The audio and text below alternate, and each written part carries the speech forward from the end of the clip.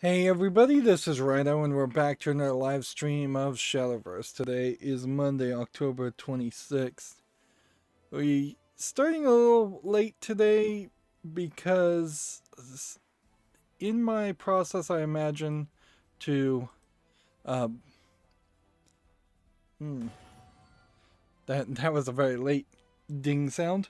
In my process of just cleaning up my room and organizing and moving things around, I've I think hurt my hip a little bit. So like this is kind of like a sciatica thing that started happening, but it kind of gone away. And of course, nothing goes away as you get older. It just keeps on coming back no matter what you do.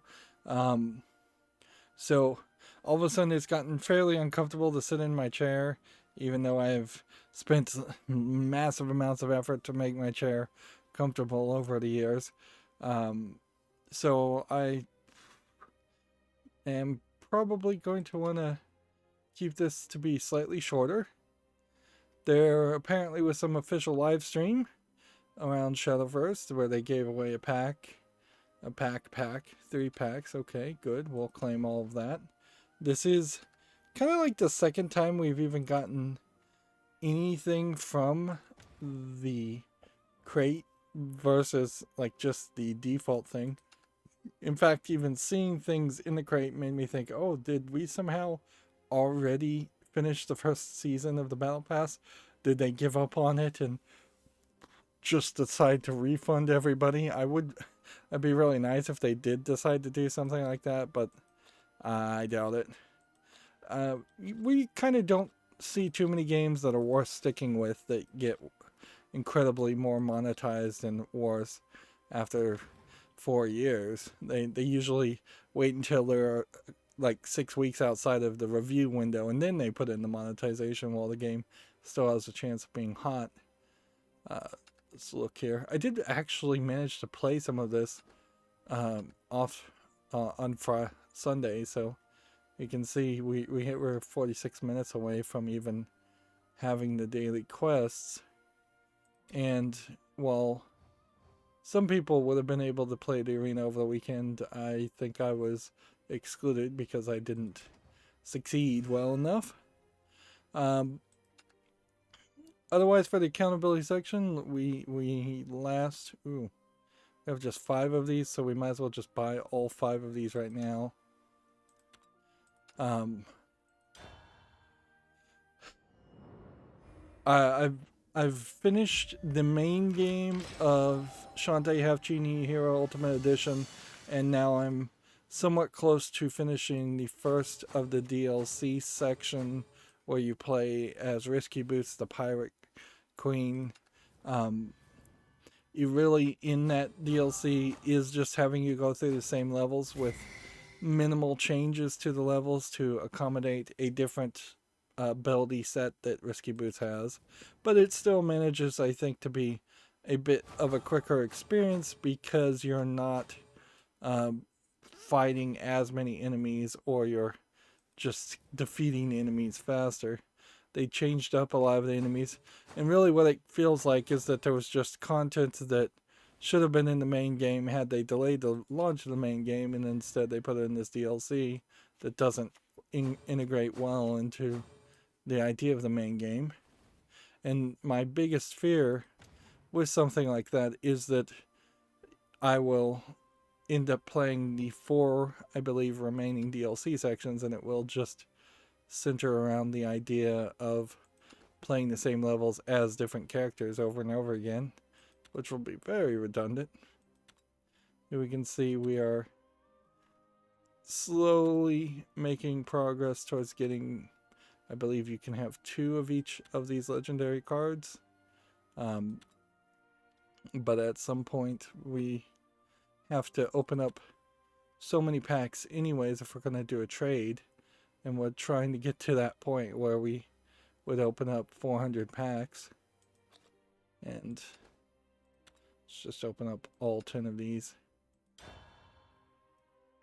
I'm always a little short on cards, so it wouldn't hurt to get a bit of a speed up. And by Wednesday, if I don't have a card pack to open for the main thing, I'll just spend gold for both.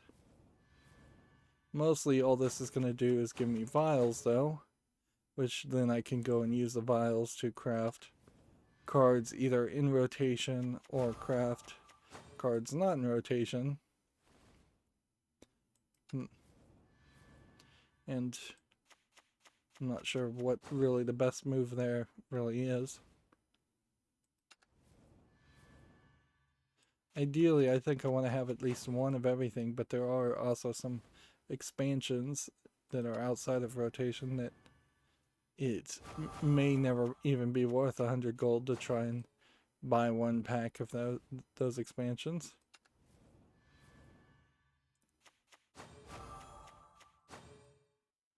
Yep.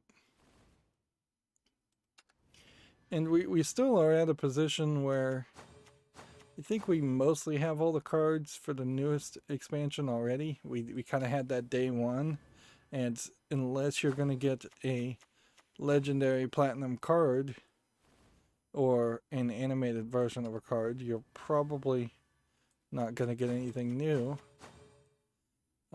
Maybe it would be wise to wait a few months and sit on your packs and use those packs to potentially open the expanded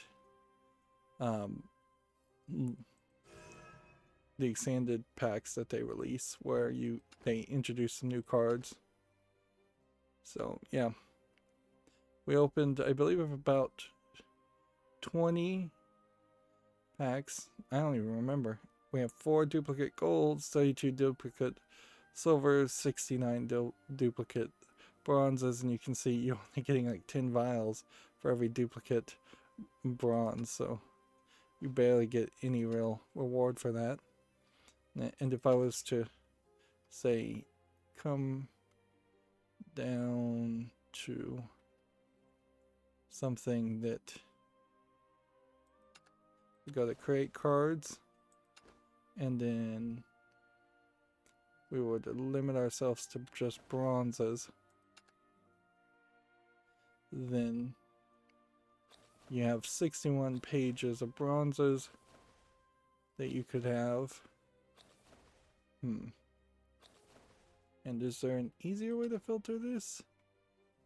Bronzes, normal starred. Is there an advanced option? Nope. So you would just have to go through this and craft at least one of everything. And I don't know if that's really worth your effort. Might be easier just to go through and look at all of the newest cards and make sure you have all of the newest cards in general in the newest expansion, and use your vials for that.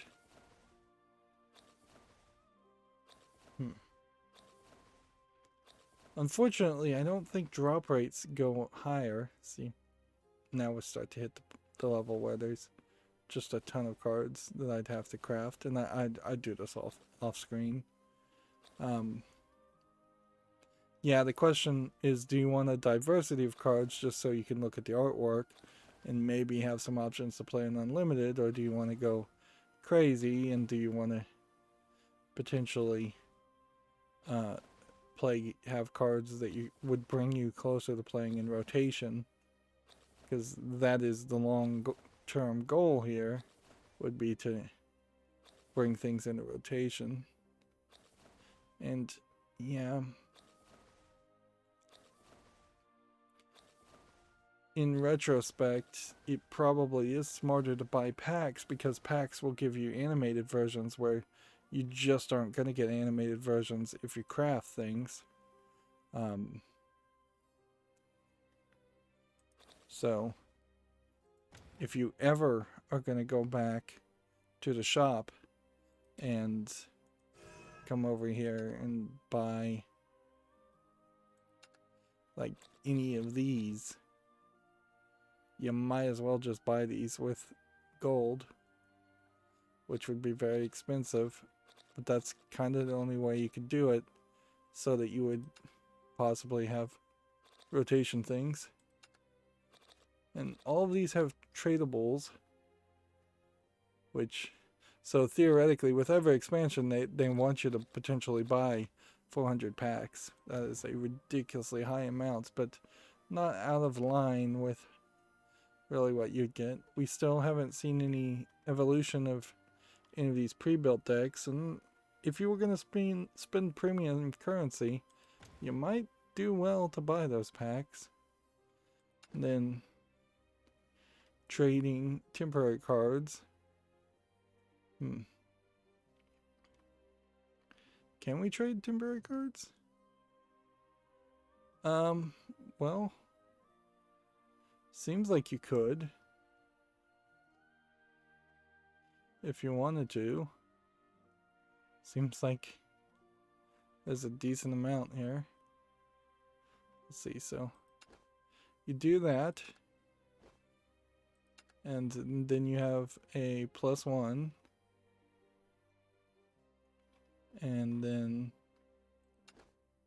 you do that, and then you have 2 +1, which I don't even know if you can play with 3 cards. And that was really dumb because there's plenty more cards that I could have potentially thought about. And getting temporary gems is not super easy. Alright, what are we going to play today? Because I did say I wanted to kind of rush here. And we don't have enough time to just wait. So, Shadowcraft and Bloodcraft. Let's see. If we go into this, we have a Bloodcraft and Shadowcraft deck. Let's try it. Then let's start covering the video game news. Yeah, there's definitely not a lot to talk about in Shantae. I'm still trying to work on my server, setting up and using Docker and Docker Compose, which is a whole different kettle of fish, to use a phrase. It's very, very different, but it's also very, very secure by sandboxing things to the point where, like, I went into one of the sandboxed area environments, just kind of changed the root into it using Docker. You don't use chroot to do it, but it's kind of an equivalent experience. And then I was trying to change a configuration file, and I'm like, well, surely there's a text editor. There's no text editor. Like, you can't change anything with it because the images aren't built to let you change anything. There's not even a text editor. You would have to jump through considerable hoops to get anything at all to work outside of the thing that the image is default designed to work in. So, yeah, imagining if somebody could hack into a web server provider and then say they could try to execute code on the remote server, it wouldn't work. The commands more than likely would be missing. On the other hand, I think Docker can potentially just be a bit of a hassle, and it does run into a danger that you often run into as far as Linux things, in the idea that if you don't know how to do it, there may not be a good source of information on how to do it. You may see a guide and follow the guide. The guide may be 10 years old. The guide may have wrong information in it. The guide might literally be telling you to do the wrong thing just to open up some kind of vulnerability. And since you don't have that level of understanding, since you're just learning, and I imagine a lot of people in Linux are just kind of always learning, and that's just how Linux is, because it's always developing and changing and growing, there is just a potential issue there in which you can deceive yourself into believing something is secure when it's kind of not.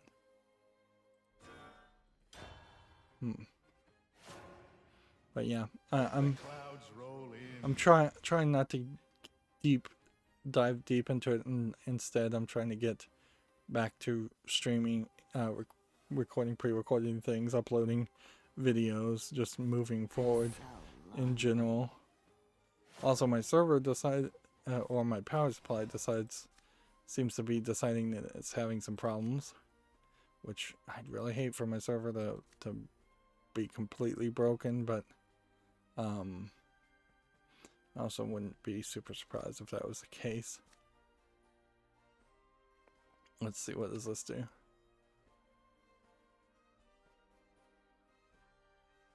Cover 1 evolution point, or deal 3 damage to enemy leader. You don't belong here. Let's hit that. 50 chance. Okay.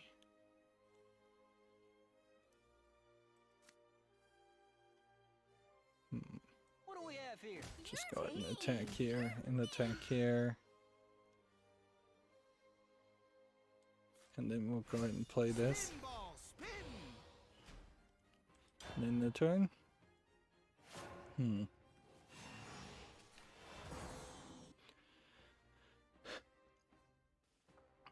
I also, yeah, have another project that I'm dangerously close to putting off so much that because it requires a level of documentation. My fear is that at a certain point I'll potentially forget what to write about what I did before, because I'm trying to document the build of my new PC. I'm also seeing small glitches that might be nothing, but like my monitor just flicked black for a second. That might be the hub, or it might just be a case of my video card and my PC just being overclocked maybe too much. I don't think the video card's overclocked, but the CPU is, and maybe it wasn't worth the hassle in the long run to do that.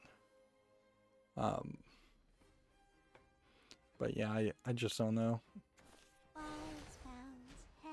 Of course, ideally you don't want to build a new computer and then suddenly have a whole bunch of new problems, but unfortunately that is exactly what happens in most cases, is that you have to either work the kinks out or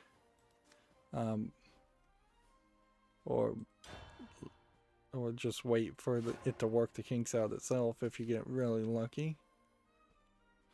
Anyways, let's go through the news. We have a game called All Time Battle here on Steam, which clearly is a blocky first-person shooter early access game that's free to play, English only, single online PvP with in-app purchases. Nothing there worth mentioning. I do have my monitor now, my third monitor, kind of in a nice place, and I've turned down the brightness, so it's not terrible.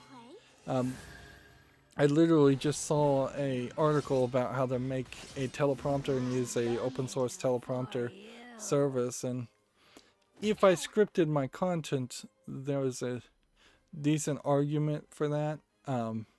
Honestly, there might be a decent argument to use the mirroring technology on a teleprompter anyways, to try and overlay one monitor in the way of another monitor, so I don't have to turn my head. Because right now, my third monitor is like closer to 45 degrees to the left of me, but it's still not quite where I'd like it to be, but it's probably about as good as it's gonna get. Yeah, the whole idea probably was a little bit of a mess. Like there's a decent argument to just put a third 40-inch monitor below the second monitor, have three monitors just vertically aligned.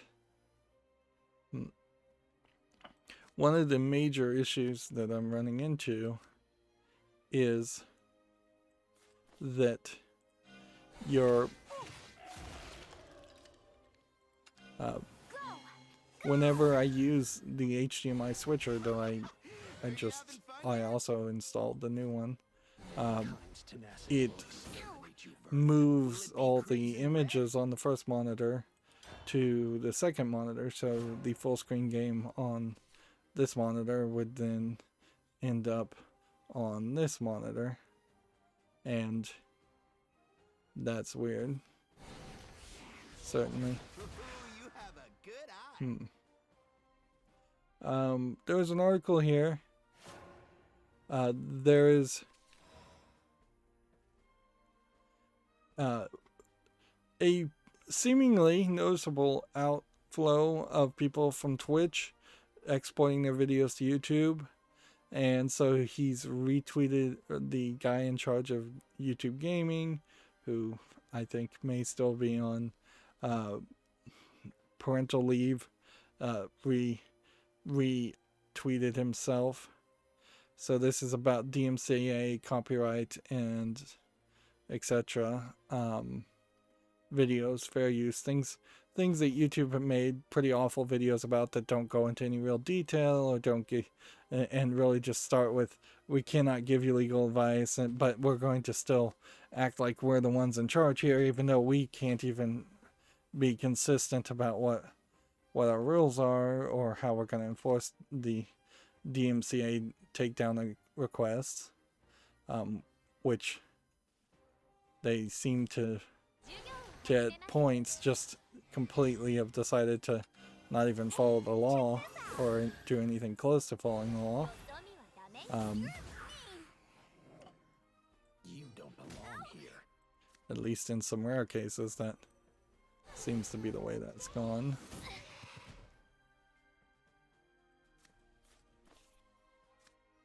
I suppose I'll dance with you. So yeah,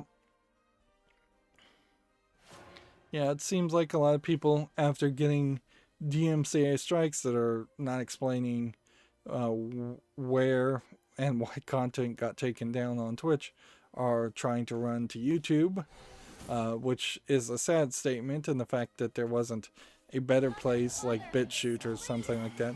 I believe like one of the services, maybe it was BitChute, maybe it was a different of different startup video services, just got bought out by BitTorrent, as BitTorrent as an organization, though I don't think even really has great standing, because it's kind of a Trojan horse organization now, or a Trojan horse organization bought out or took control of BitTorrent. I can't even remember when that happened there, but I really wouldn't trust BitTorrent.com for anything. But who knows, they could be desperate to try and have a streaming service. Technology wise, it does make a lot more sense to potentially have BitTorrent streams of video instead of direct streams from servers of video going through YouTube. But in practicality and a level of trust and a level of uptime, it doesn't ever really work that way. Nobody wants to watch a video that potentially has to download or seed for several hours.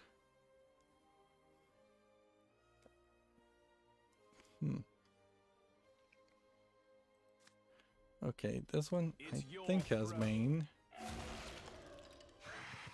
So do that and do that. We have a game here on Steam called Beach Girls, which is full of, I wouldn't even call them anime girls, but animated characters, somewhat inspired by anime, but more of a Western art style.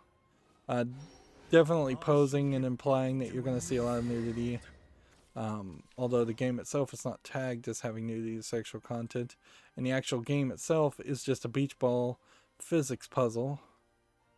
It is marked adults only, supports several languages, has 36 achievements. But yeah, I'm not actually sure there's adult content in it, oddly. Thus, the world ends. This You don't and belong this Mean. and in the turn.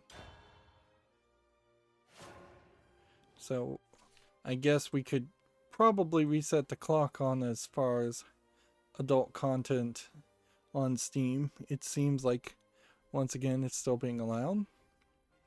Next we have a game on Steam here called Black Chapter, which looks like a anime inspired JRPG, tagged as mystery horror. And see, you get definitely into a weird position when you see these characters and they don't look terrible. Like, I might be inspired to read a visual novel just around this, but when you throw in a bad RPG maker looking game in the background, I'm not sure I want that experience. This is $8.99, English full audio. And I'll put it on the fall list because I'm a sucker. And that's about the only explanation I can make there. I might make some pretty bad decisions as far as curating games to the fall list today, simply on the fact that I'm in potentially pain. Alright.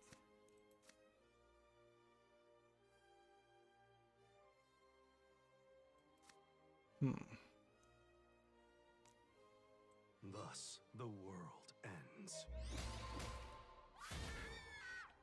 Okay.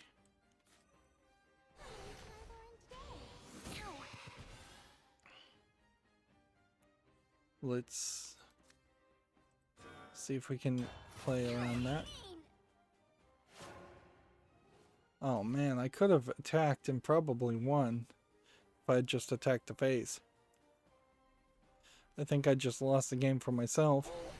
Chickraptor has an article here for a review for the game Goner. This looks different, certainly.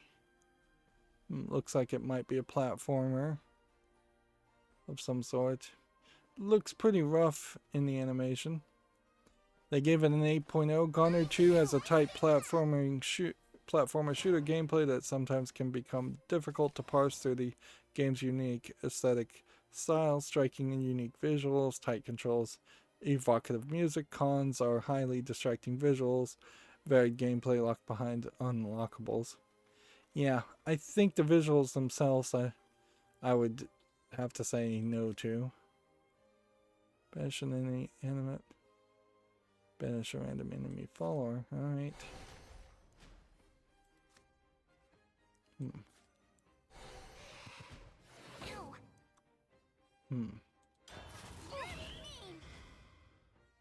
I'm about to lose.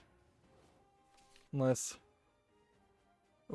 he does 2 damage to himself, or I can heal myself. If he does 2 damage to himself, then we would tie, which would be interesting because I don't think I've ever seen a tie before. And if I heal myself, I win.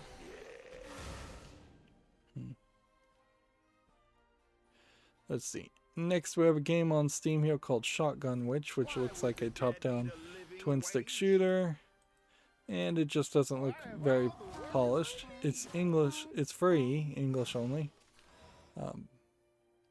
Just not enough polish there, though, to put on a follow list.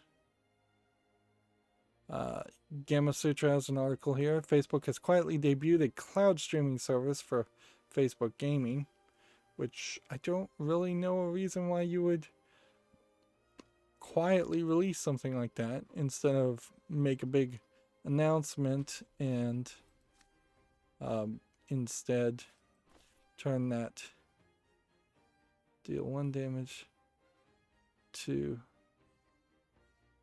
4 damage to an enemy. Vows, promises, pox on them. Okay. Allow me to take my cut. Cave-in? It was all for sport. Wow, I got really, really lucky there. Really, really lucky. I did not deserve that victory at all. But whatever. Whatever is probably about my only real response to Facebook launching a streaming service. I don't think anybody's going to be chomping at the bit to do that at all. Next, we have a game on Steam here called Zombusters, which is a twin stick shooter where you, I suppose, are shooting zombies. I did go through my quality of service and told it to download pictures at just like the highest priority. Any kind of images it could do via deep packet inspection, whether it was a JPEG or a BMP or no WebP images as an option on my router. But PNG, yes, was an option. There's like one other kind of standard image that I didn't see. No TIFs, which you wouldn't use that. But yeah, it maybe has fixed it. Unfortunately for Zombusters, though, at $5.09, I'm not really seeing any game that's really worth that. But I will applaud it for having at least slightly better polished graphics. I can't immediately call that a low effort asset flip game, which is nice to hear. Rare has come out and announced that Battletoads has hit 1 million players. I don't think that really means much, though.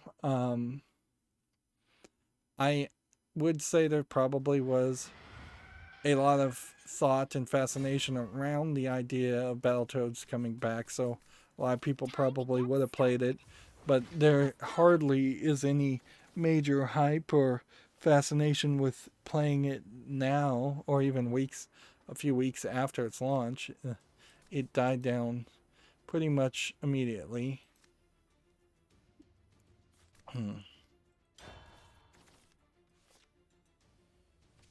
Gematsu has an article here for the PS5. Mage's president Chiyomaru Shikura teases a PS5 of anonymous code.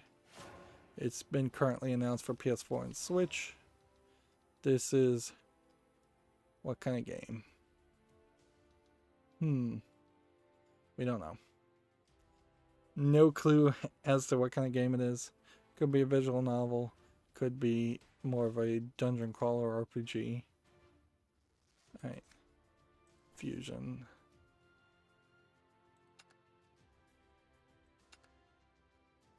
Do we want to destroy this? No, we'll just let it attack. It's only going to do 1 damage. Gematsu has an article here for the PC, PS4, and Xbox One. Dragon Ball Z Kakarot Dragon Ball Card Warriors update launches October 27th. This is a new online collectible card game, which I imagine is probably going to play and look a lot like some pre-existing Dragon Ball card game that you can actually get cards for in Japan. See, we can see here there's some kind of printing machine that exists, so there in Japan are some ways in which you can pay an extra fee to print out the specific cards you've already gotten in the digital game. How in the West that would really play, you probably just wouldn't ever be able to get the printed cards, which is probably for the best for most people, because yeah, I don't think that's really going to benefit anybody.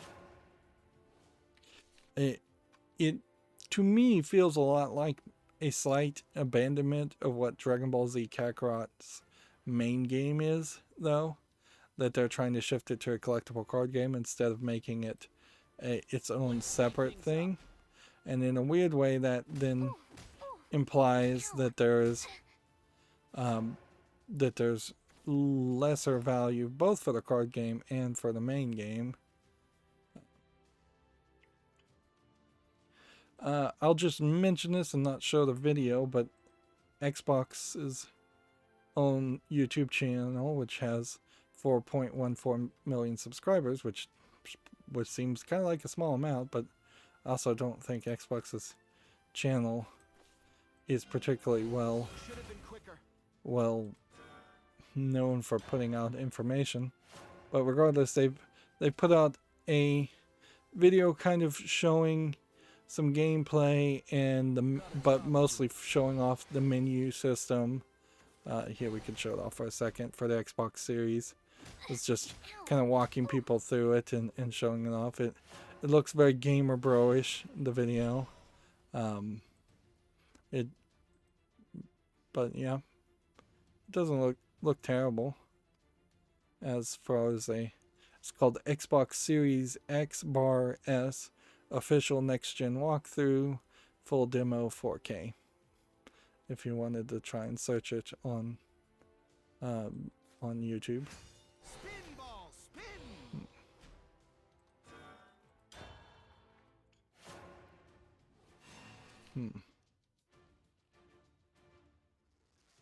Yeah, I think I goofed around too much with this card.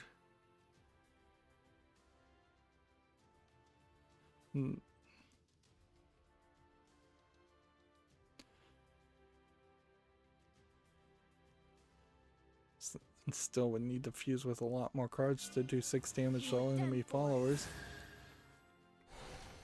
Meanwhile, I fused away cards that I could have played. Dmca has an article here. A card game tycoon and adventure game hybrid, The Amazing American Circus, has been announced for PS4, Xbox One, Switch, and PC. Which, alright. That might be something. It might be nothing. It definitely looks like a different art style. But I suppose the real question would be, how does it play? Yeah, in a lot of ways it looks a lot like many other things I've seen where you were kind of just doing the same thing over and over again, playing generically looking cards. Right, we'll do this. Give birth to a new world. That's enough for me. My loyalty is ironclad. Go! Go! Look at that. Harder armor, stronger armor. Steel yourself. I was not expecting that to save me, but somehow it did. The Epic Game Store's got a Halloween sale, but mostly Fortnite is free, and Rocket League is free. Also, a Costume Quest is free for the moment, and Layers of Fear 2 is free for the moment. Which, I didn't really like Layers of Fear 1, but there would be, I suppose, a slight argument around getting these games. Getting Layers of Fear 2. There's no reason not to get them. So for maybe I'm not signed in. That would be, I guess, the one reason. My loyalty is ironclad.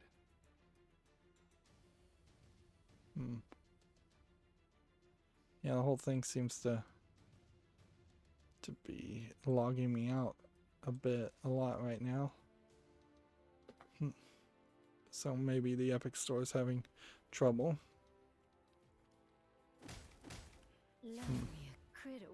Next, we have a game on Steam here called Astra, which is a first-person shooter that is from Digipen Europe. Interesting. I didn't realize Digipen had opened up a second campus, or multiple campuses at all. The only one I ever knew of is Redmond. This is a student project. It's free. It's single player. It's English and Spanish. I suppose you might run into a danger in which colleges of any kind might start franchising out to other countries, and yeah, a MIT campus not in Michigan might be way worse than the MIT campus in Michigan, and it might still have that prestigious name around it. Of Of course, you don't really have to have that as an issue right now, since it's a free student project. It probably isn't something that could ever really catch people's attention for a long time, but it doesn't really need to. Has been pierced. And Steel yourself. You attack, wouldn't. and then return. So yeah, since it's a student project, it just goes on the wish list. And I still have yet to really find a place or a time, a specific point in the year, which would be a great time to show off student projects. Probably around the time when graduation happens, which in colleges is several times a year, but if it was kind of around the time in which graduation happens for high schools, that would probably be a decent time to mention it. Life's a game. As May as well have fun. right, Vows, promises of pox on. Allow me to take my cut. Time to pay the I thought the piper. card did something different. Will it be crimson red?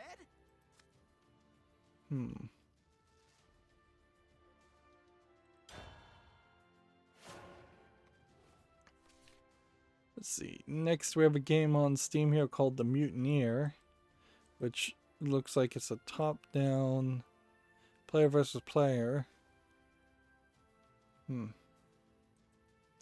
So, you're a mutineer slash spy trying to hide, while other players are probably trying to detect you. It's $7.99, English full audio, Spain, Spanish, Spanish, Latin America. Won't be long now.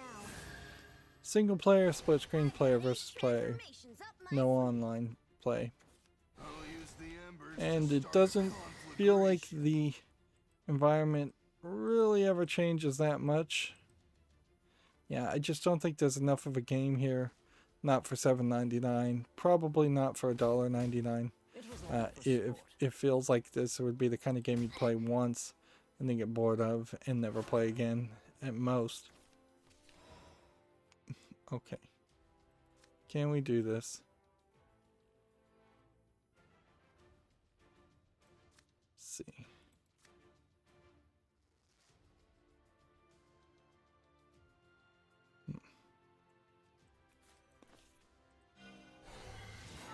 Let me out. Fusion to that. And then play this. With this payment, darkness stands with you. Will it And be then crimson attack red? that. Prove your mettle. You wouldn't. And then that.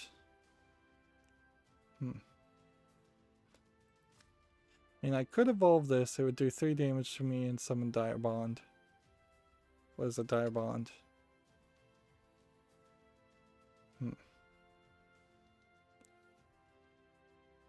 Fanfare, deal 6 damage to your leader at the start of your turn. Restore 2 defense to your leader. I'm gonna just end here and hope we can win, but I wouldn't be surprised if he finds a way to do 4 damage. He's got like 5 cards here to try to pull that off. But he also, not only would he if he can't do that much damage, he's gonna have to try and defeat these 2. We have a game on Steam here called Gizmo's Spooky Adventures, which is a combination of little puzzle games. Here you got some pictograms and what looks like maybe a slide puzzle, and then you have a jigsaw puzzle. Selling for $4.49, English, French, German, and Russian. Not enough there to make that unique. Let's see. And we're still trying to wait for things to decide that they are going to give me some more daily quests. Gamatsu has an article here. My Time at Porsche sequel, My Time at Sandrock, has been announced for PS5, Xbox Series, PS4, Xbox One, Switch, and PC. I vaguely recall that my time at Porsche was pretty decent, so I imagine you're not going to have too much of a different experience if this gets made. Time to get started. It's a pretty nice, visually polished Stardew Valley type game. I guess the real question is, if I go back and look at like the reviews of my time at Porsche, is there more of a linear story there? Or is it just do whatever you want? Because my time at Sandrock on Steam here is being marked as an adventure casual RPG simulation game. They also made the game Ever Forward, which, let's see, that's being reviewed as mostly positive now. And then they have this game SBT, which is Super Buckyball Tournament, which I didn't get anywhere at that. So let's come over here to my time at Porsche. Very positive. Start new life and Porsche restored a paused, neglected workshop from its former glory. This was published by Team 17, where I think the new one they want to announce more as they want to publish themselves. Yeah, there might be a little bit more here to this game than Stardew Valley. One of the things particularly about Stardew Valley was that it wasn't taking me along the ride. I was just not really interested in doing another season of crop raising. So if there's a little bit of crop raising, maybe that's all right. But as long as there's more of a focus on doing just action adventure stuff, things that would make more sense. Is it edible? Only one way to find out. So I'm going to put my time at Porsche on the fall list and reconsider it. Here we have a game on Steam here called Oasis Vr, which looks like it is a mess of a lot of things. A lot of attempts, I think, to make something that is well, in this case it looks very anime inspired, but it does feel like people are just trying to recapture the idea of Second Life over and over again, and I'm just not sure that the one thing that made Second Life successful can ever be recaptured. This is English and Chinese, so there's also a decent chance that it's just a cheap Chinese demo more than anything. There's no in-app purchases or anything, so I don't know how they really think they're going to be able to support that in the long run. The thing I would argue that probably made Second Life stick around long enough to have enough of a fan base was the fact that there was just not likely to be any competition back in that time frame. Now you're definitely going to have competition regardless, so you can't bet on that benefit. And so if you were to expect some kind of like VR enabled Second Life to really come out and succeed, it would have to have some major backing. It would have to be the likes of a Facebook or an Amazon or a Microsoft that decides this is just what we're going to do. Right.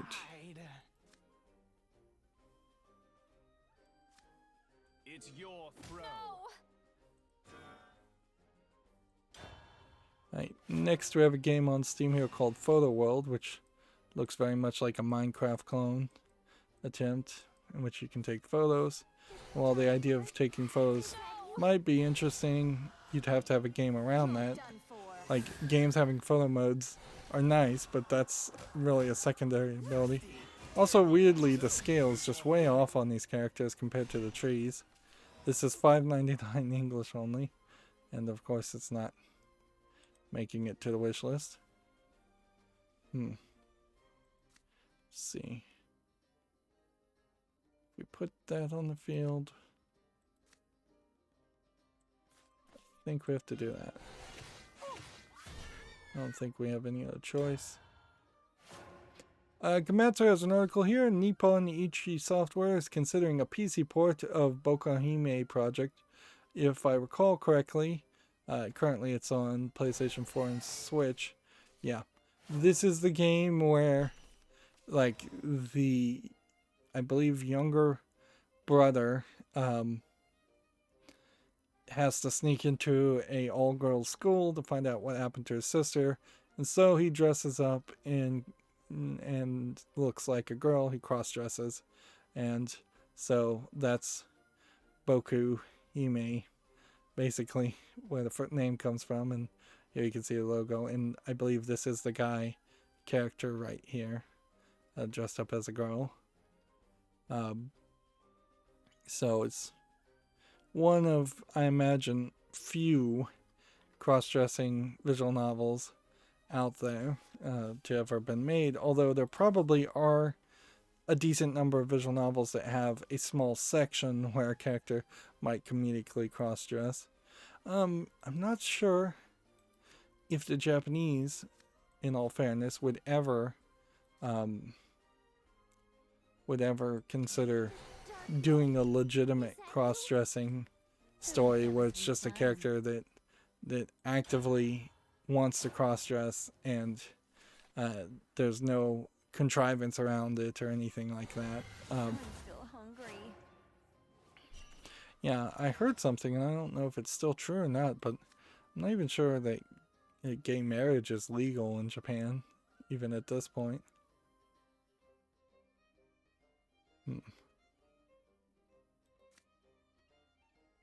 Destroy a random enemy.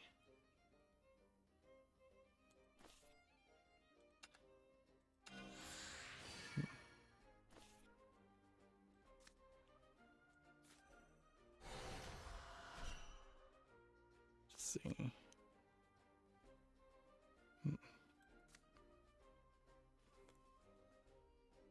Didn't want to evolve anything here? I don't think so. It probably would be incredibly easy, I think it's worth mentioning, to port Bokuhime project to PC, and you're talking about a niche game in the first place, in a niche genre of visual novels, so they probably have every excuse in the world to try and recoup as much money as possible. Whenever you play a card, deal 2 damage. Whenever you play a card, if there are no followers in your deck, recover 1 play point. Oh. I lost. So this guy had like no followers in his deck at all, and he was playing a strategy. That is a strong strategy if you can play it. That is pretty crazy. Alright.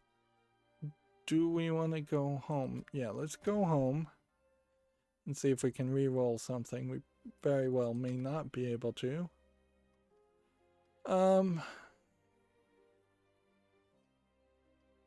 And now we have Dragoncraft Portalcraft, so we can switch to that and keep things a little bit more interesting.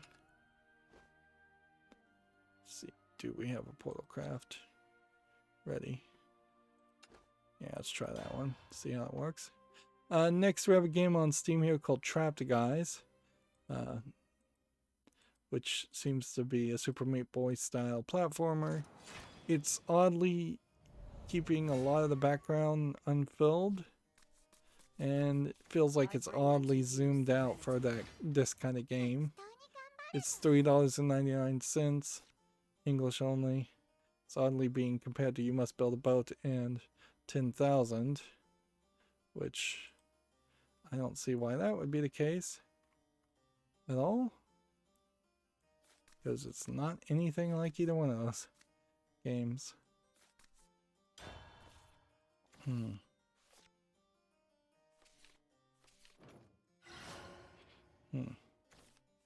Gamatsu has an article here. The Rio's work is never done, has been delayed to December 17th in Japan, no longer coming out November 26th.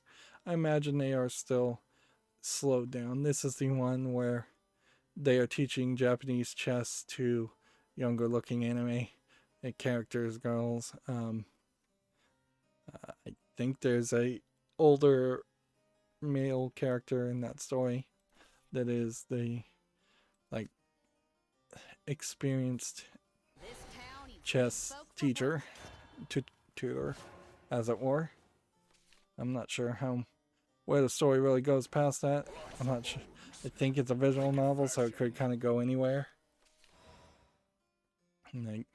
Like that may just be a generic premise that has nothing to do with the game, or the game may heavily focus around you having to learn and play Japanese chess, which might be interesting, certainly, but I doubt a game like that looks like that and is animated with anime characters like that is going to really be willing to hold a Westerner's hand and teach them how to play Japanese chess when they won't even be able to read the writing on the pieces. You know my master?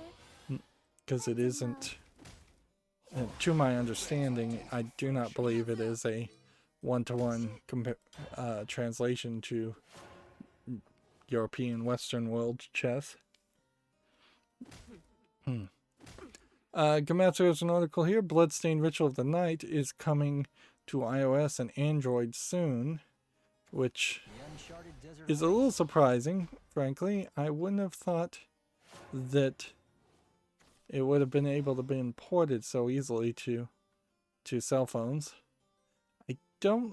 I've actually managed to be left in the dark quite a bit about the Bloodstained series, and the fact that I don't really know who any of these characters are. I can't even name the main character, which is kind of amazing. That being said, maybe this sell I'll get around to actually buying Bloodstained and actually playing it. Okay. What do we want to do here?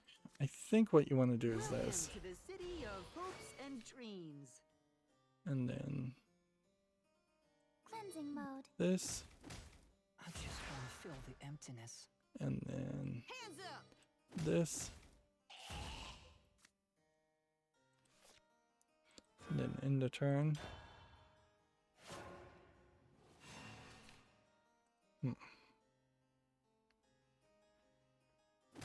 Next, we have a game on Steam here called Cave Crawl, which looks like a low-effort dungeon crawler.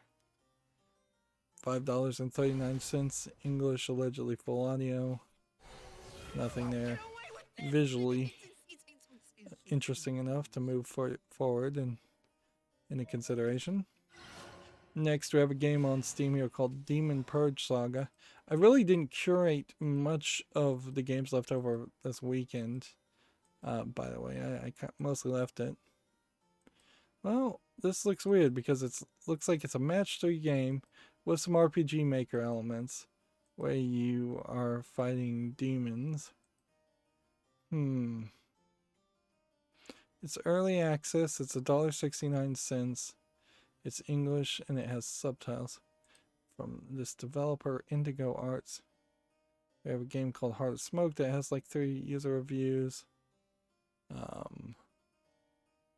Deadshot Z, which has no user reviews. Yeah.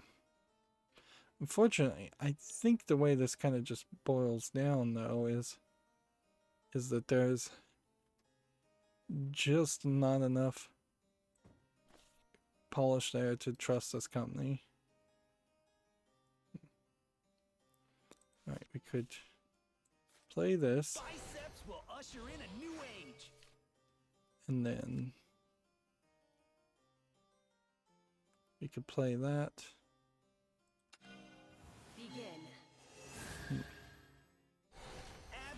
cut, then time to get cut. And then do that. Best of luck to you. Protein time.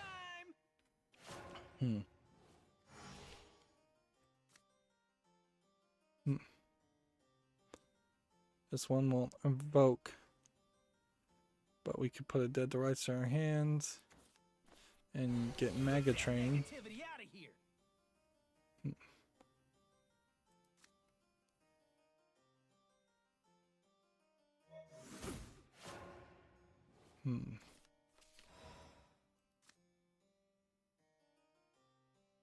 Do we need to do that?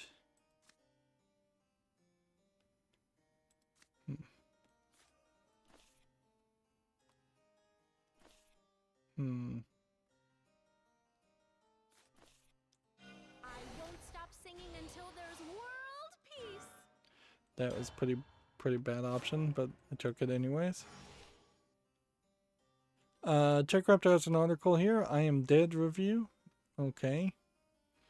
This looks like it's a kind of puzzle game. They're giving it a 9.0. I'm starting to question the Tech Raptor reviews these days. They may be scraping the bottom of the barrel of games to review, but also they seem to be scaling up their scores more and more. That would be pretty bad if it turned out that we started seeing patterns of websites, video game review websites, starting one way and feeling like they are fair and critical, and then they just slowly shift their scores up higher and higher and higher just to become an advertiser, just to get more advertising income, which of course that's exactly what the advertising people at the video game companies are hoping for, is that they are pressuring every single video game review website to raise those scores for pretty much every game, but at the very least for the games that For wasting my time. Alright.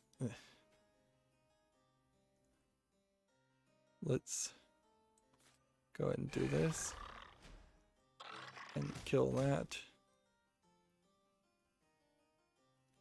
Wait, why did that not die?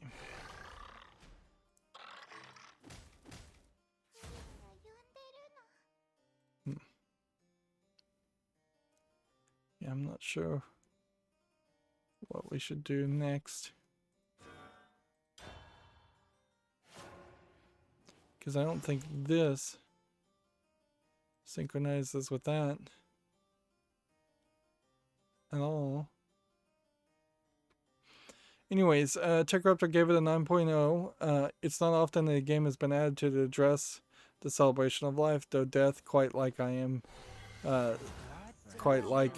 Death. Pros are excellent environmental storytelling, unique visual aesthetic, easy puzzle point and click gameplay, hyper detailed word complements overall narrative. I imagine that's supposed to say world, WOLRD, but it does say word. So how can you really trust a number when they can't even get the spelling right? Cons are the movement takes a little getting used to, and puzzles may be too easy for some. Yeah. There might be something here. I don't know. Is it even on Steam? It was on Switch. It's only available on PC and Switch, but apparently not Steam, by the looks of it. Okay. Can we do this? Summon a puppet, that would do that.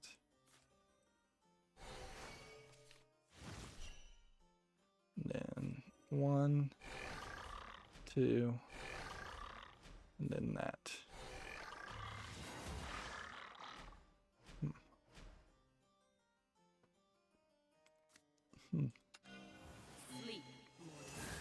Let's go and evolve that. Welcome to the city of nightmares and despair.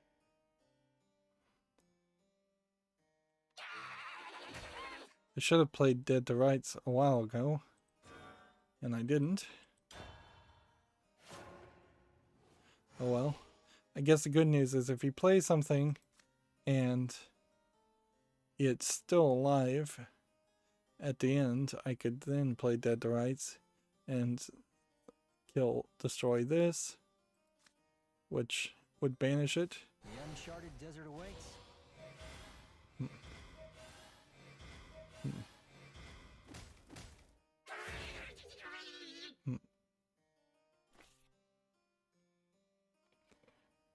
You may still be able to win this. Let's see. Gamatsu has an article here. Steins Gate 0 Elite trailer and development update apparently has been announced. Platform and release date have yet to be announced. Of course, it does seem like people are hyped for another Steins Gate series. That would at least make sense. Okay.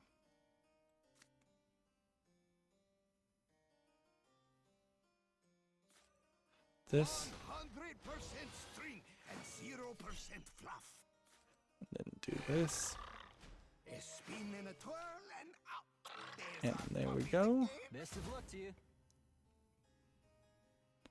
And in the turn.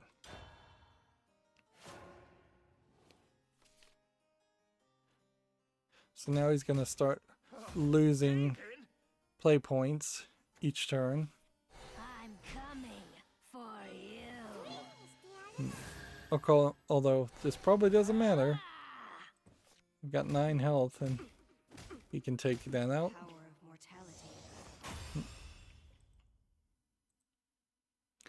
of mortality. Also, probably at the same announcement, a new science adventure game, Steins : ? Has been announced. So, yeah.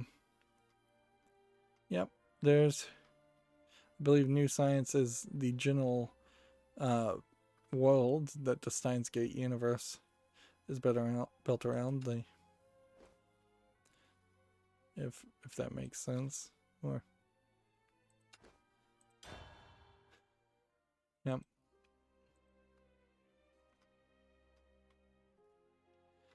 And then Gamatsu has an article here. Anonymous Code launches in the fall of 2021 for PS4 and Switch. In Japan, the PS Vita version has been cancelled, which surprising that we haven't seen more games canceled than Vita games lately, but I imagine there are very few games that are still out there that are in development that were going to come out on the Vita. We still don't really know what Anonymous Code is as an idea. Like, as a programmer, I kind of understand the general idea of the phrase anonymous in code. And anonymous code in general can be a little iffy, but most code is probably anonymous, even if somebody is claiming to be a person that is well known. You can even look at like Linus Torvalds, who is probably responsible for some of the code on the Linux kernel. Do we really know if Linus Torvalds wrote any of that code, or if the person that we see giving speech and pretending to be Linus Torvalds is it? What is it to truly know a man at a certain point? It could be that Linus Torvalds that we have seen is actually just an actor hired by like the CIA to create Linux so that they can put a whole bunch of low level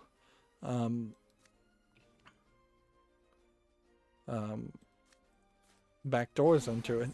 I mean, you just never know, and at a certain point, either you live your whole life in absolute, complete, paralyzing, paranoid fear, or you just don't worry about it, and do your best to trust and believe in what you see, and trust that bad things, that there aren't backdoors in your security, or bad things won't happen to you specifically. And certainly you can live within the game that you've been told, the reality that you know as it is, and try and increase your security. But if you're just going to assume that every single password system everywhere actually has backdoors in it, that's, you know what, there's a decent chance you're right. but you wouldn't Is it edible? be able to do anything about that. So, what does that matter? Tasty. I'm so useless. That felt like I went off on a ramble there. Next we have a game on Steam here called Ambient Channels, Can be kind of finicky. which, well, My we stomach. are still again having images not load up. This is early access English full audio allegedly. It, to me,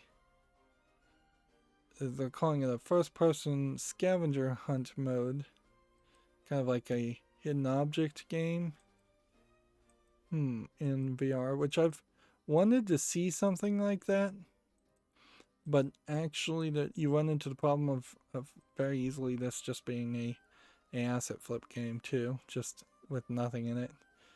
You can see, even though it's free to play, different rooms cost a different amount. In total, it would be $6.76. And yeah, I just don't see enough of a concept.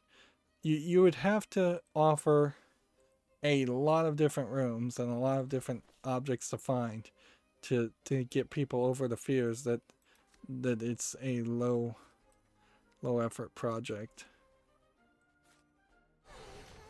Let's do that. And then can we evolve anything? No. Tasty. But we can see.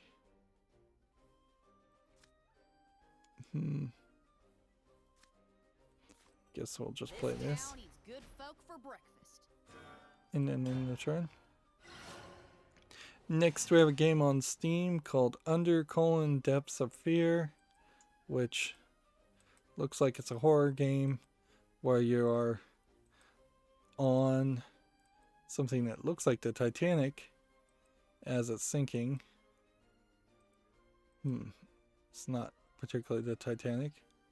Like, the fear of drowning to death as a ship is sinking potentially could be a nice amplifier to your standard horror game where a monster is just chasing you. Apparently it's a first-person shooter also. It's $12.74 English full audio. This deserves to be on the fall list. I'm still hungry.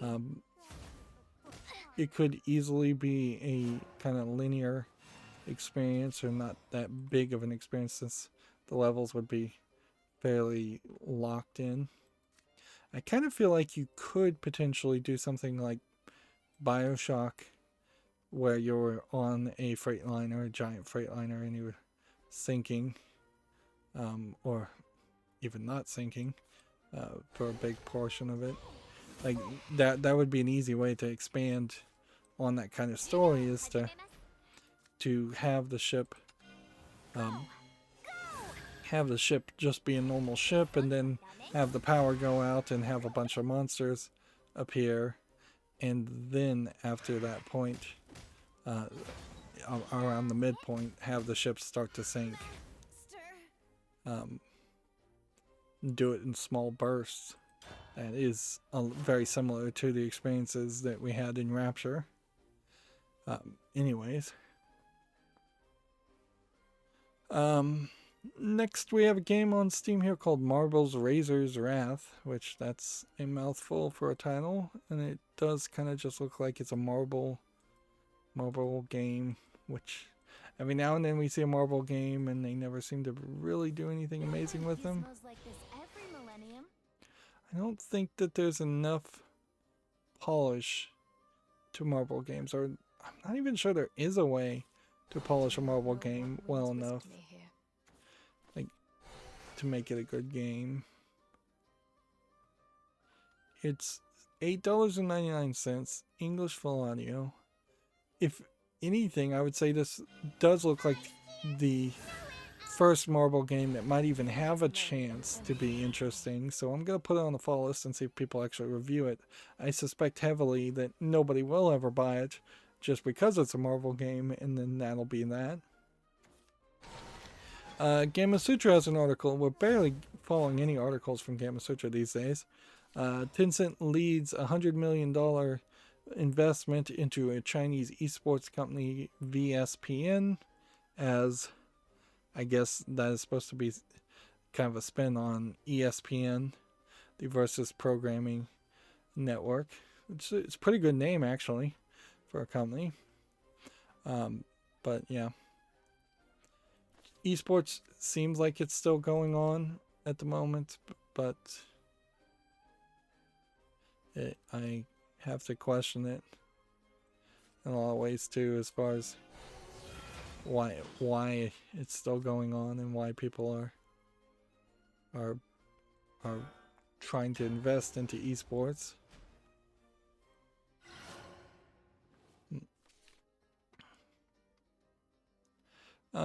Next we have a game on Steam here called Card Blitz World War II, which this does look like a World War II style collectible card game, trading card game, free to play with in-app purchases.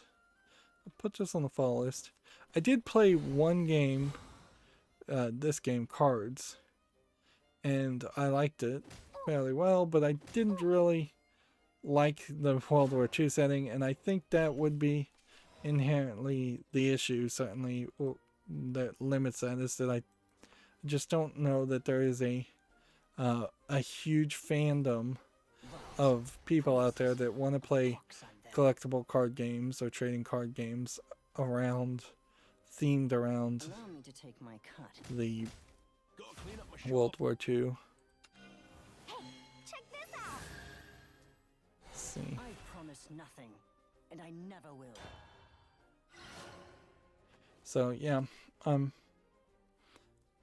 that's kind of the problem there. I would much prefer to play something like Shadowverse here with just anime characters, or something like Hearthstone, which is more just cartoony fantasy characters, or Magic the Gathering, which is just fantasy Dungeons and Dragons style characters. And when the second dinner Ben Brode Marvel card game, if that ever comes out, when that comes out, Marvel based collectible card game might have a nice idea too. Although at a certain point, you have to be careful. You're going to have to make a lot of deep cuts for every single card. Otherwise, you're going to end up with 12 different Spider-Man cards that do 12 different things. And that's going to be very difficult to remember what card does what. Next, we have a game here that's just Asian characters. It's all Asian descriptions. From the looks of it, seems to be there's a succubus type demon girl. It's a visual novel, dating sim RPG, but English is not supported. It's $3.39, Chinese full audio. So characters in these games are 18 or older, so there might be some adult content, and they wouldn't.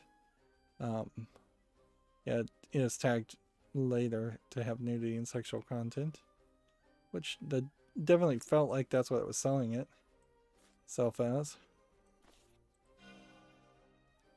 The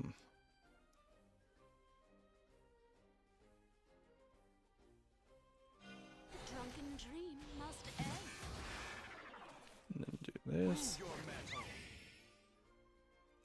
And then do this. Okay, this one's all me. Have one last cup. Farewell.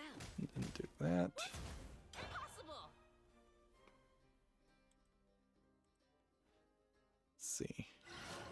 TechRaptor has a review for Pumpkin Jack, which I saw this game and it did look like it might be interesting, although it did seem like it might be just badly timed for Halloween.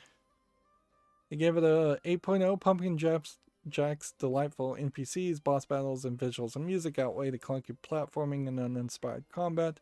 This is a perfect game to ignite your Halloween spirit. Pros are beautiful visuals and music reminiscent of the GameCube PS2 platformers. Endearing and campy characters, unique and innovative bosses. Cons are combat is repetitive and feels like busy work, and platforming is sometimes clunky and imprecise.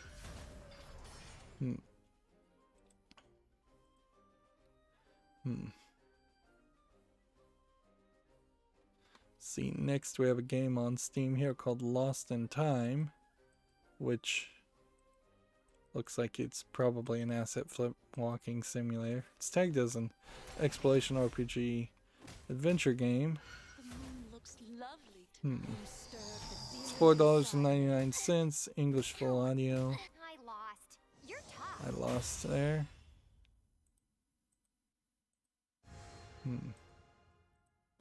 Yeah, Lost in Time does not strike me as a game interesting enough to want to play.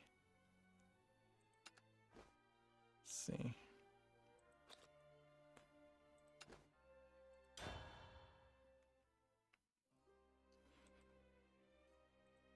Yeah, and once again, I just want to kind of burn through this as fast as possible and kind of wrap up today so I can let my hip rest a little bit more. I've hit a funny part in my efforts to clean and organize things is there's only so much trash that I can feasibly throw out in on trash days. So I'm sitting on piles of recyclable papers, and like I'm only really willing to put out the one bin I have for recyclable paper. So I have like 2 or 3 weeks worth of stuff. It's like, yeah, next week I'll fill it up with this stuff, and then I'll do some more cleaning. And that's not a bad idea, frankly, to try and just take your cleaning efforts and projects 1 week at a time. You don't have to do everything in one go.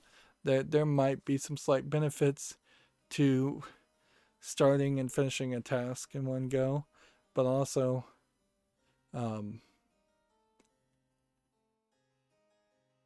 there is if you have at least 3 play points, put a mechanical design in your hand that in turn remove this effect. So that's not something you can do until your 4th turn, basically.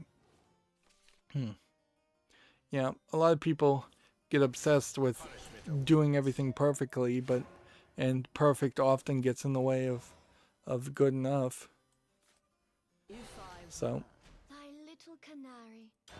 I'm very pleased with the amount of progress I was able to make, and only slightly shocked by the massive amount of papers I have to throw away, because I just used to be really bad about collecting like every garbage thing you would get in the mail, and most of it is not that important, even though it pretends like it is. Do we want to evolve? Do we want to make a goblin? It's just end our turn, I suppose. Moving on, we have a game on Steam here called Territory, which is some kind of multiplayer. It looks almost like an attempt at making something kind of like Pac-Man, where you paint each square. I guess it's maybe a very less visual idea around something like Splatoon. It's $7.19, English, Chinese, Japanese. Yeah, it's just not a game I would want to play, nor do I think it's particularly that good. Right, well, could do that. Serves me right.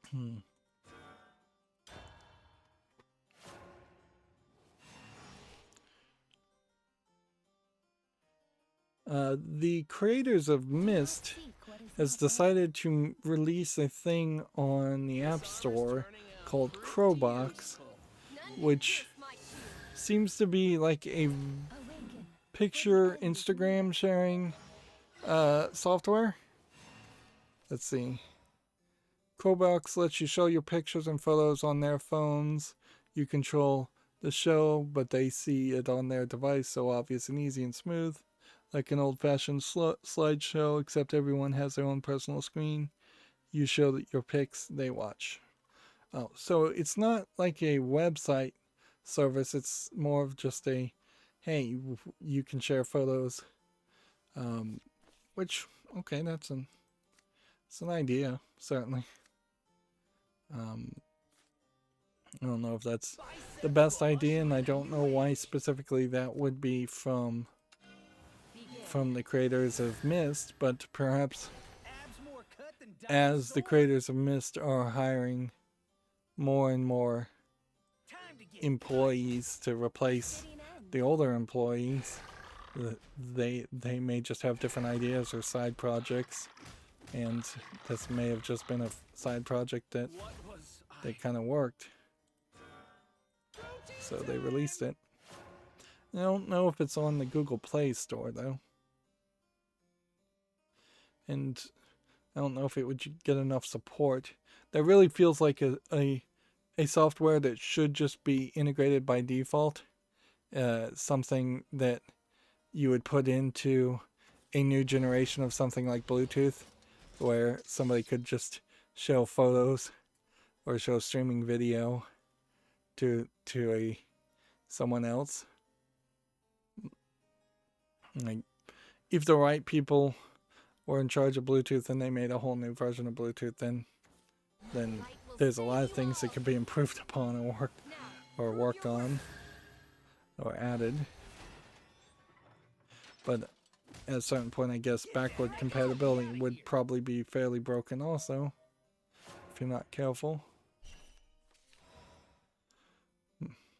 Alright. Pop it in your hand, give it Bane.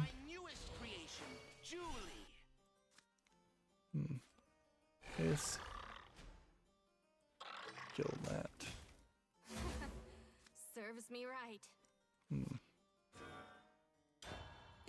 See, next we have a game on Steam here called Bunny Hill, which looks like it's kind of a high-paced, fast-paced skiing game where you're jumping through hoops and jumping through rings.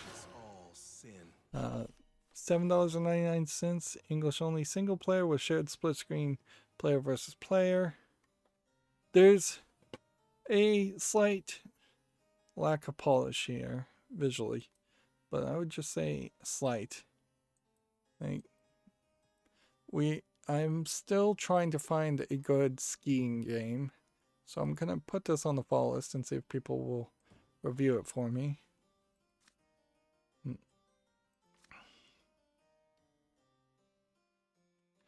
This 100% string and 0% fluff. And then do we want to evolve this?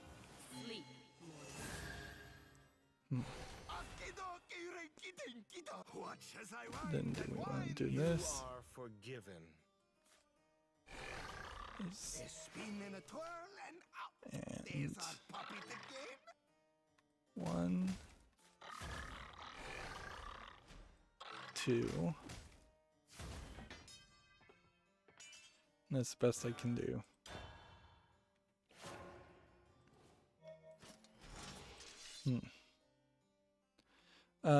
OpenCritic has an article here that Apex Legends will release on Steam next month.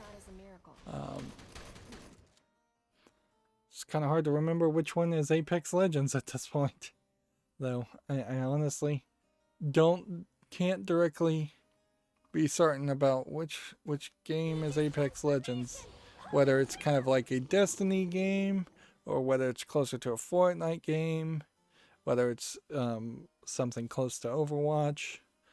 Like, no clue.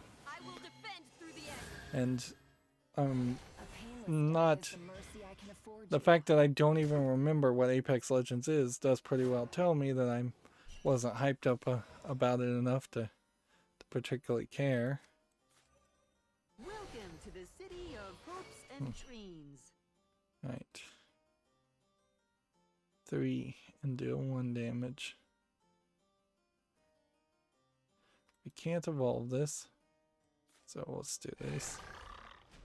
We can do that.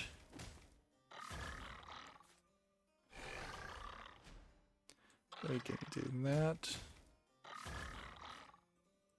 We can do that. Hmm.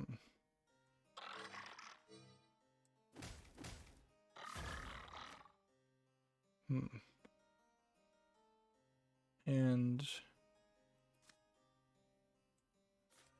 then we can do that much. Let's see, we can do that much. Kill that one. I've been spotted. That one. That one. That one. Let's see, maybe it would have been wiser to just put that there because that would have given me 2 more to play. Next we have a game on Steam here called Accident House, which does have some horrific looking monsters, but it does look like it's suffering from some dark screenshot syndrome too. It's early access for 79 cents, English full audio, EULA, and third-party DRM. Yeah, I don't think I would trust this game, nor is it sold me well enough to even sell for 79 cents. Let's go ahead and play a Dragon Craft, even though we'll probably fail miserably with it. And I can see the beginning of the end here, which is good. Although we probably will have to go through my Twitter feed again, and then we'll start to see that there's actually a lot more. Here we have a game on Steam called Shudder, which seems to be a game where you're controlling like a remote controlled drone. A lot of dark screenshot syndrome. Again, just super dark images.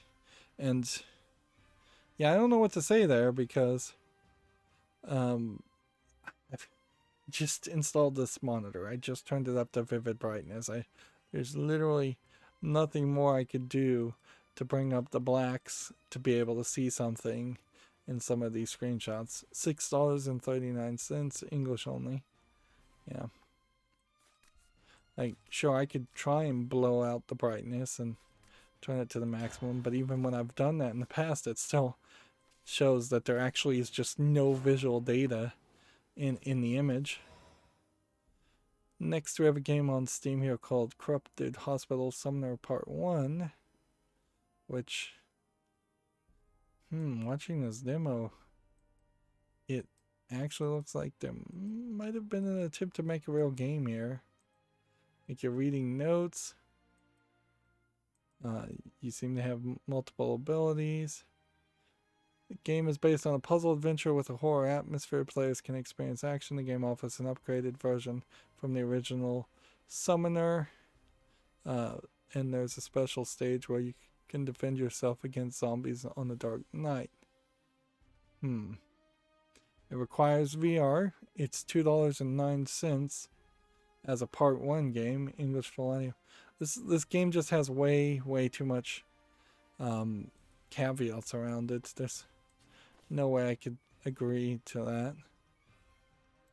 And it's just end of turn. If we look at what else they've developed, they have a game here called Summoner VR, The Ruined Village, as a demo that came out in September of 2020.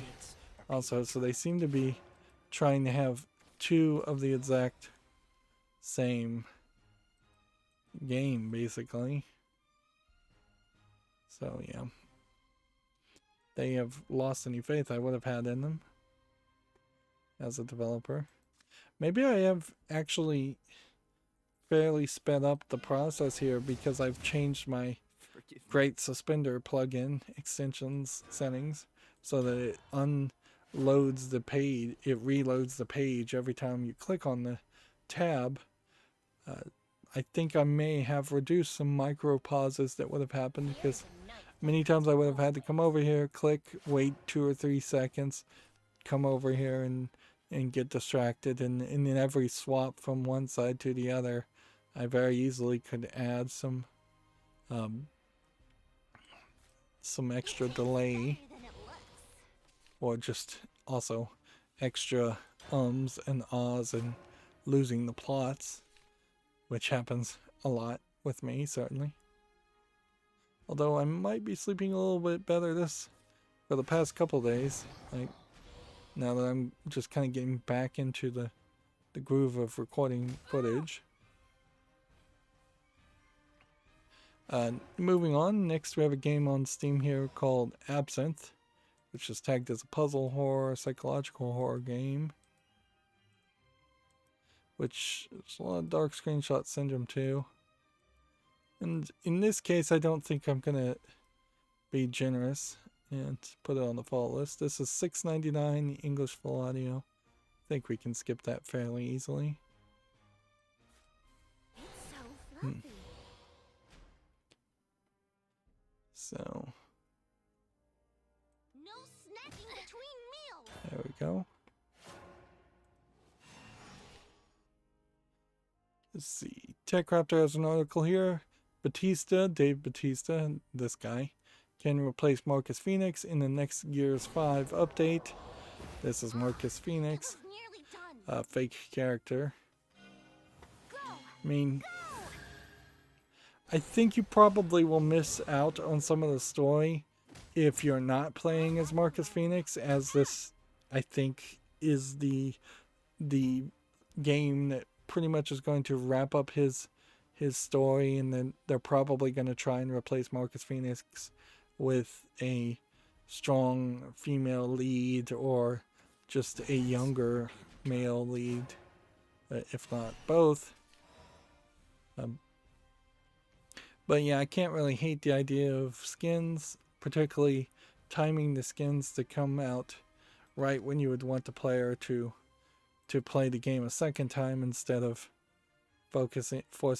allowing a player to potentially ruin their first gameplay by using a crazy skin. Although on the Shantae game, in particular, it had an inverted skin that you could play as from the beginning, and I played as it, and it didn't change anything because there wasn't really anything to change there.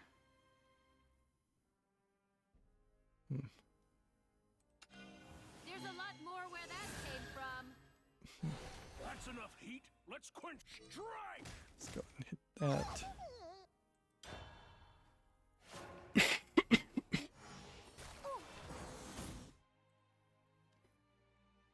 Let's see. Next, we have a game on Steam here called Mask of Sanity, which is mixed. And we have a lot of dark screenshot syndrome. It's a shame. Some of those screenshots look interesting, though, the ones I can see. Incredibly incomplete beam with a strange translation, oddities. By looking at the trailer, I was hoping that the game would be a nice and polished horror experience. Sad to say it isn't. Ambience is okay, nothing spectacular, pretty basic environments. Yeah. So, a just general low effort game, unfortunately.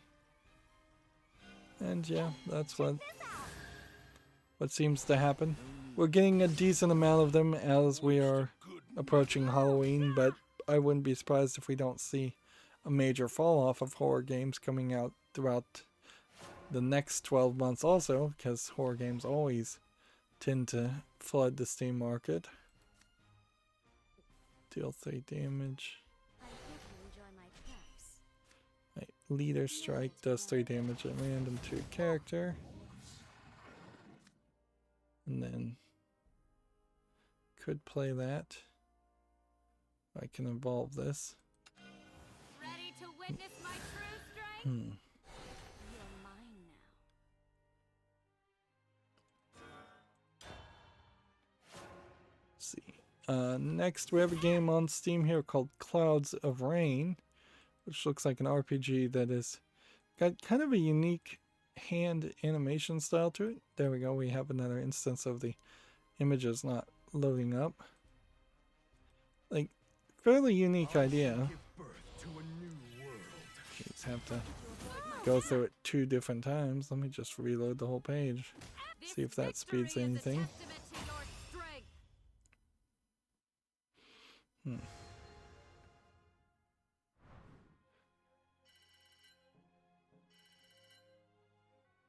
see. Yep, still struggling here and there to get victories, to get the daily quest done. Let's try this again. Clouds of Rain. Yeah, it does look like a very Western style of animation that actually looks very interesting. Turn-based, tagged as a JRPG, $13.99, English and Italian. So maybe it's a very Italian art style. I'm willing to put this on the fall list, but it's definitely a game that would be in a weird position where it would have to compare itself to one of the lower JRPG games, and it would have to compete on that scale. That being said, I did get rid of almost all of the Trails games after seeing the just major mess that was in. I think I got the first game in the series on my wish list. But yeah, I don't have a desire to play the Trails of Cold Steel series if there's major parts in the previous games that you kind of need to know. Let's see, Wrath, Union Burst 10. Check out my fancy footwork. Get ready to fly. Maybe this time I can fade completely.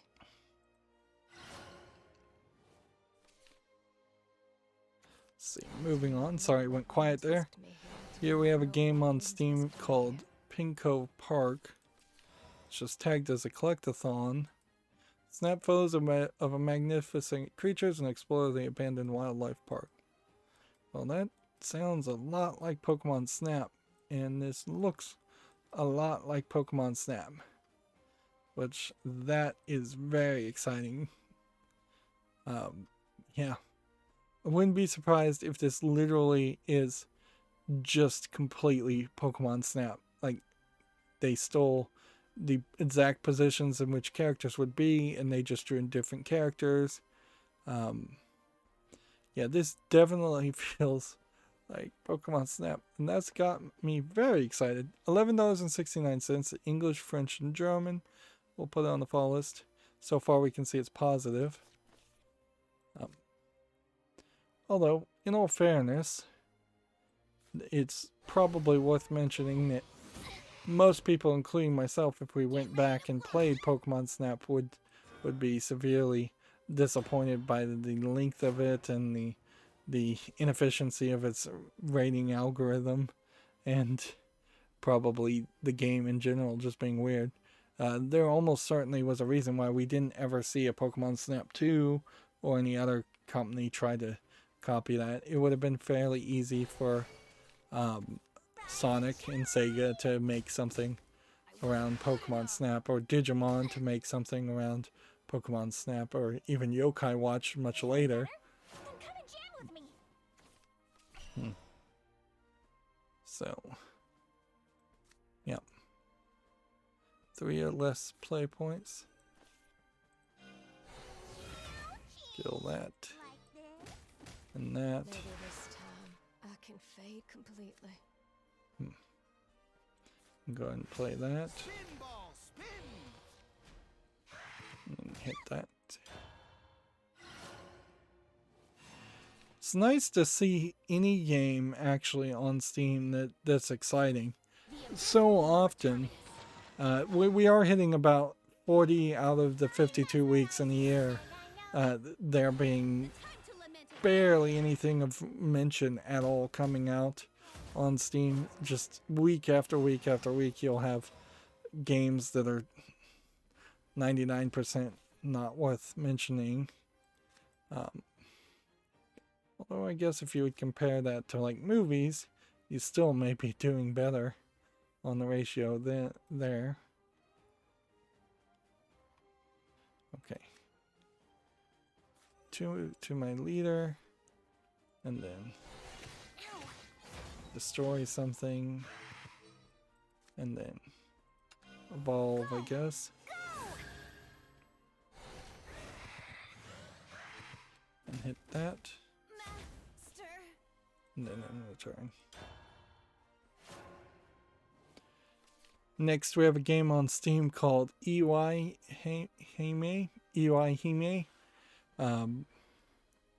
which is a visual novel, obviously. It looks like it is your kind of standard story until you get to this screenshot where you have some creepy dolls that seem to be bleeding, and you see the character seems to be bandaged. And then you get back to a standard just general story, and then you have blood on the face, crazy imagery. You have Alice in Wonderland imagery, so it does seem to me like this might be a case of some crazy characters. I do not know what See. winds whisked me here. It's from the creator of the When They Cry series, which is a story on the theme of curses, strike down the dark riddle of dolls, and soot in this supernatural horror visual novel. Interesting. It's $26.99, big ticket price, full Japanese. I'll put that on the follow list. The uncharted desert awaits. Although, in all fairness, I do not know what winds whisked I me here. am struggling a little bit to even read the typed in dialogue in the Shantae series, which that's barely 4 or 5 sentences of dialogue, so I still have not gotten anywhere closer to figuring out how to really cover visual novels in any way without me just being driven crazy for all the vocalization I have to do. The drunken dream must end. Maybe this time I can fade completely. Okay.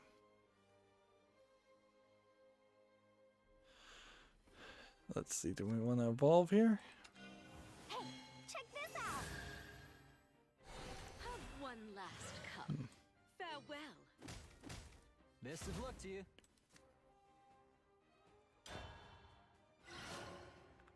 Let's see. Next, we have the game on Steam, Monster Prom 2, Monster What winds Camp. whisked me here. This is kind of a joke, but not a joke game, but a jokey dating simulator where you're dating monsters.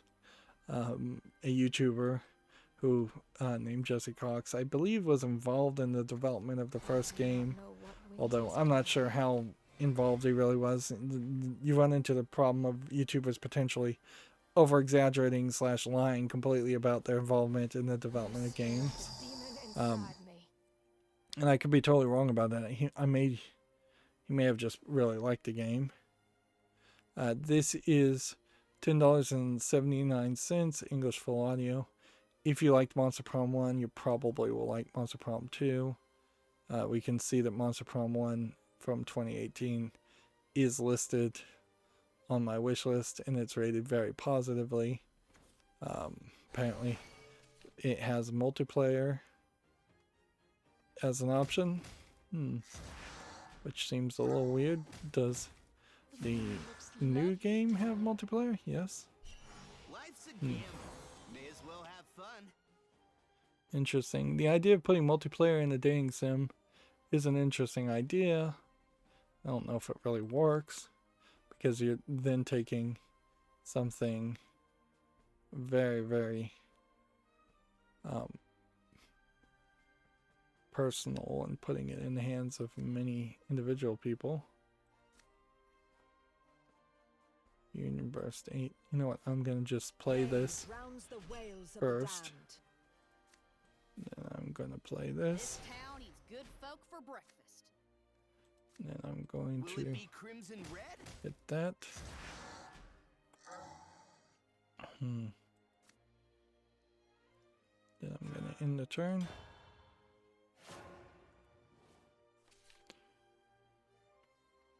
Next, we have a game on Steam called Morte, which looks like it's a unpolished horror asset flip game. Yep. I feel like you have a decent number of people that make monsters and that make 3D models for horror games that are pretty good, and then a surprisingly small number of people that actually can take those monsters and put them in an actual game. And almost certainly for anybody who's making like a Resident Evil game or any big AAA horror game, which is probably just the Resident Evil series at this point, they would never hire somebody or outside of their own company, or they would never buy a 3D model of a monster anyways. So sadly, I think these 3D monsters go to waste as ideas. Morte as a game itself is English is not even supported. It's $2.39. It's Spain, Spanish, Latin America, and Spain Spanish. So that's an easy decision to not do anything. Speaking of not doing anything, I think we won't play anymore today. I could use one more victory. If I could get 2 ranked matches, that'd be really nice. Particularly if I could just get this and this done. And then I'd probably have to struggle to try and get some Portalcraft victories on top of that. But yeah, I just don't want to spend the rest of my day playing Shadowverse. Next, we have a game on Steam here called Spooky Chase, which looks like it's just a platforming game. It's nicely polished, but it is basically just an infinite runner. $7.99. It may not actually be infinite, but yeah, it just looks like a running platforming game. Just not enough there. Let's see. Next, we have the Dread X Collection 3, which I feel like these collections of like horror games that I think were made at a game jam are getting put out way close to each other. And even if you liked one of these games, they probably are at most 10 minutes of experience. Let's see, if this came out October 23rd, 2020, yeah, Dread X Collection 2 came out August 21st, and Dread X Collection 1 came out May 26, 2022, so they're just flooding the market and trying to sell these games, which, yeah, and once again, that might be the only place where you can get a game that would use an asset flip horror monster is some game jam or cheaply made thing that never has any ambition to become a series and thus own the rights to the art. Next, we have a game on Steam here called Crappy Climber. This is a joke game in which you're playing as a character that projects himself up using piles of poo. This is just, once again, obviously inspired by Getting Over It with Benet Foddy and just trying to take it to the next extreme, which it probably won't really succeed at getting attention because of that. This is $8.99 here. You can see they're even directly mentioning that it was inspired by Getting Over It with Benet Foddy, which that was a well thought out commentary on a bunch of other low effort games like this, and people seem to have not gotten that message as the point there. Next, we have a game on Steam here called Mayor Madness, which they're saying is a puzzle game. Some kind of tower defense game? How can this be a tower defense game? Okay, I guess it is a tower defense game when I look at it. It's jumping through the screenshots so fast. This dangerously feels like this is also a political reference too, which that's not going to age well. $11.04 is way too expensive for a tower defense, English only. So, of course, that's not making it to the fall list. Next, we have a game on Steam here called Good Morning, which seems to be like a almost story experience. Seems to be like fairly artistic. It's English only, $4.99 English. I'll put it on the fall list, but I suspect there isn't much here. I suspect you're just going to see a bunch of weird images, and then you're going to see a bunch of dialogue. And that's pretty much all that's going to happen. Where there are probably better games to try and tell a better story like that. Something like JJ Mac and the Disappeared, or whatever the name of that game was.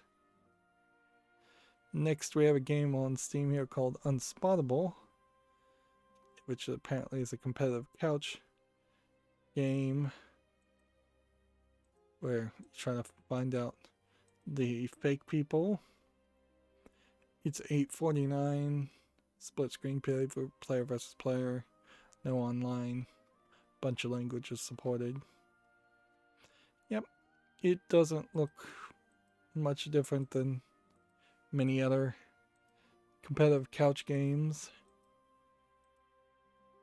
And I don't think that concept of find the real one is particularly interesting interesting enough as its only selling point in gameplay mechanic. Next we have the game Rogue, which we had heard the original game from 1985 Rogue was coming to Steam. One assumes that the developer Epix is in the right to publish it, and this isn't just somebody publishing a game illegally. Historically, there's a good reason certainly to have this on the fall list. We can see it's rated very positively, so I'll just put it on the wish list. In all fairness, if somebody gifted me Rogue, I would spend 30 minutes talking about it, figuring it out, and going, okay, this is Rogue. I've now played Rogue once in my life, and I know that there's hundreds, if not thousands, of other roguelikes out there that were originally inspired by Rogue. And sure, back in the day when you didn't have graphics cards really at all, you could use this ASCII text to play some kind of game. And you would have been so desperate to play any kind of game on your $3,000 equivalent PC that you probably would have been very satisfied with this kind of code. $2.54 is not a bad price, I would say. And English only is probably standard for what it originally was. Probably would be fairly easy to mod Rogue to other languages, even though I know it does have kind of like a text input synapse system. And I imagine there are people out there that have made games that support other languages and just not called them Rogue. Next we have a game on Steam called Artifact Hunter, which is a match 3 game. So we still are seeing these. And in this one they're trying to have a cool looking character, which there's just a little too much going on here. Him with a gun is fine. Him with a leather duster is fine. Him with a gun belt is probably too much. Him with the blue shirt, zip-ups like coat, and then a gray tank top goes a little too far. Him with a arm bracelet that one assumes he uses to rest on his gun on is too much. And then you've got a little too much on the characters in the background, particularly for a match 3 game. This is $5.39, which is a little too expensive also. And then that will take us to the last one we have open, which is a game by Chinese characters. It's tagged as an RPG card battler. Here we can see some characters, and then they seem to play with cards but be positioned in a certain way in a 3D environment, which that's a nice visual polish, but it also could just be an implication that they merged 2 or 3 game demos together to make it seem like it's something more. It's hard to really tell what it is, though. Unfortunately, English is not supported. It's free to play. It's online PvP, Chinese only. Doesn't have in-app purchases even. Yes, it does. So, yeah, that I think is pretty much as far as we can get and go with that. And that brings me to the Humble Bundle store. See if we've got any new Humble Bundles to talk about. No. 2 days left on the Worms bundle. That seems to have been a fairly short one. And let's see. 9 days left, or 8 days left on the Thrills and Chills bundle. But that's it.